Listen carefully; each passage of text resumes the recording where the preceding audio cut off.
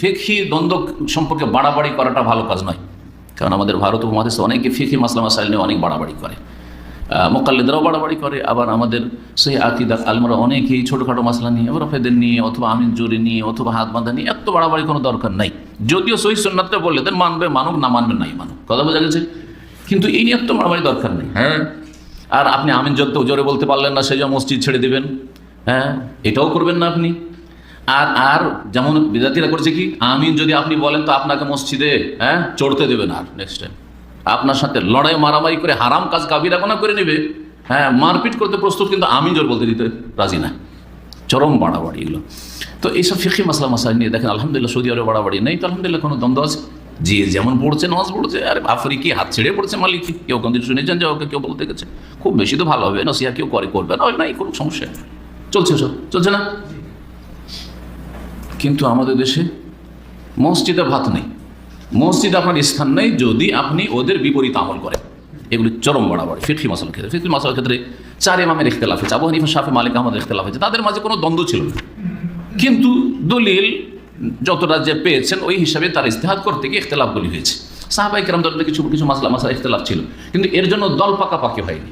পরবর্তীকালে 4 ইমামের পরে দল পাকাপাকি হয়েছে, এইটা নিন্দনীয়, যেটাকে তাআসসুব মাযহাবী বলে। একটা হচ্ছে মাযহাবের ইখতিলাফ, যদি ইখতিলাফ পর্যন্ত সীমিত থাকতো, যে ভিন্ন মত আছে, আবু হানিফা আর শাফিতে ভিন্ন মত আছে, একজন বলছে রফেদান করতে হবে, আরেকজন রফেদান করতে হবে না, তো সামান্য বিষয়টি একটা কাজ সুন্নাত অথবা সুন্নাত না, এই ইখতিলাফ। কিন্তু এর ভিত্তিতে যখন আপনি তাআসসুব করলেন, মানে দল পাকালেন, দল পাকানো মানে আমরা হানাফি ওরা শাফি, সুতরাং শাফির পিছনে আমাদের নামাজ চলবে না, হানাফি মসজিদে ওদেরকে শাফি তরিকায় নামাজ পড়তে দেবো না, অথবা ওরা পর এরা ঘর, হানাফি মানে আপন আর শাফি মানে পর, শাফি বলছে শাফি মানে আপন আর হানাফি মানে পর। এটা হচ্ছে তাআসসুব মাযহাবী, এটা হচ্ছে হারাম, এটা হচ্ছে কাবিরা গুনাহ, বরং এইটা অনেক দূর পর্যন্ত এই অন্যায় পৌঁছাইতে পারে। দলিলের কাছে না গিয়ে একজন ইমামকে অন্ধভাবে ধরে নিলাম আর সেটাকে ফরজ করে তাকলিদ করা ফরজ করে দিলাম, দলিলের পরোয়া না করে, অথচ দলিল জানার ক্ষমতা আছে, কোনো জাহিল মূর্খ না, দলিল জানার ক্ষমতা আছে, অথবা দলিল যারা জানে আলেম তাদের কাছ থেকে জেনে নেওয়ার ক্ষমতা আছে, নিরপেক্ষ যারা ফতোয়া দেয় এইরকম আলেমের সংখ্যাও যথেষ্ট আছে, তারপরও না মযহাবের আলোকে ফতোয়া চাই। এগুলো হচ্ছে তাআসসুব মাযহাবী। এটা কি বলে? মযহাবী গোঁড়ামি। তাআসসুব মাযহাবী আরবিতে বলে, আর এটাকে কি বলে বাংলায়? মযহাবী গোঁড়ামি বা অন্ধত্ব। এটা হচ্ছে হারাম কাজ, এটা হচ্ছে গুনার কাজ।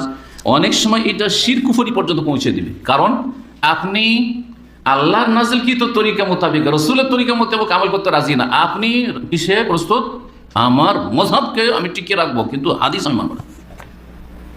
কতদূর অপরাধে পৌঁছিল, তখন গিয়ে এরকম বড় অপরাধে পৌঁছবে। জি, বিষয়টি তাহলে আমাদের দেশের লোকেরা যে মযহাব নিয়ে বাড়াবাড়ি করে, বাড়াবাড়ি না করে বিষয়টিকে বুঝবেন ঠান্ডা মেজাজে।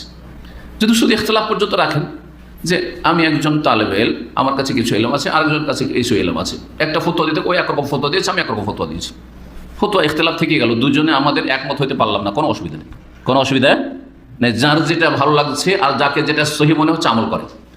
কিন্তু আপনারা তখন করলেন কি, দুজন শেখ আছে আর 2 রকম ফতোয়া, তো আমরা এখন 2 দলে বিভক্ত হয়ে যাই। কিছু লোক আমার পক্ষে চলে আসে, কিছু লোক আরেক শেখের পক্ষে চলে গেলেন, আর এমন দল পাকাপাকি শুরু করলেন, এই এমন গোঁড়ামি শুরু করলেন, এটা হারাম। এটাকে তাফরিকা বলে, এটাকে ইখতিলাফ বলে, এটাকে ইফতিরাক বলে। ইফতিরাক আল্লাহ কঠোরভাবে নিন্দা করেছে, নিষেধ করেছে, ওয়ালা তাকুনু কাল্লাযিনা তাফাররাকু ওয়াখতালাফু, এই দুটো কথা বলেছে। ওয়ালা ইয়াযালুনা মুখতালিফিন, তাহলে ইখতিলাফ হবে, আল্লাহ বলছেন কোরআনে কারীমে। ইখতিলাফ হতে পারে, কিন্তু ইখতিলাফের কারণে বিচ্ছিন্নতা হবে, দুশ্মনী হবে, গোঁড়ামি হবে, এটা হারাম। সাহাবায়ে কেরামদের ইখতিলাফ ছিল, কিন্তু ইফতিরাক, বিচ্ছিন্নতা ছিল না, দল পাকাপাকি ছিল না, গোঁড়ামি ছিল না, যে এই ফতোয়াতে এটা হচ্ছে বাকরি দল, আর এটা হচ্ছে উমারি দল, আর এটা হচ্ছে উসমানী দল, এটা হচ্ছে আলবী দল, এরকম ছিল না। কথা বোঝা গেছে ভাই? মযহাব। কিন্তু পরবর্তীকালে যখন মযহাবী গোঁড়ামি শুরু হয়েছে, তখন এই হারাম কাজটা শুরু হয়েছে।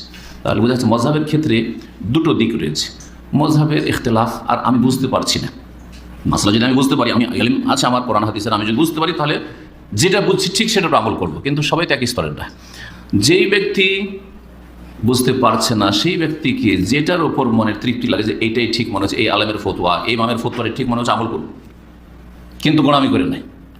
কিন্তু যদি বলে যে না, এক ইমামের কথা প্রত্যেকটি ক্ষেত্রে আমার উপর ফরজ, তাকলিদে শাখসি এবং তাআসসুব মযহাবি গোড়ামি, তাহলে এটা হচ্ছে বর্জনীয়, এটা হচ্ছে হারাম নাজায়েজ কাজ।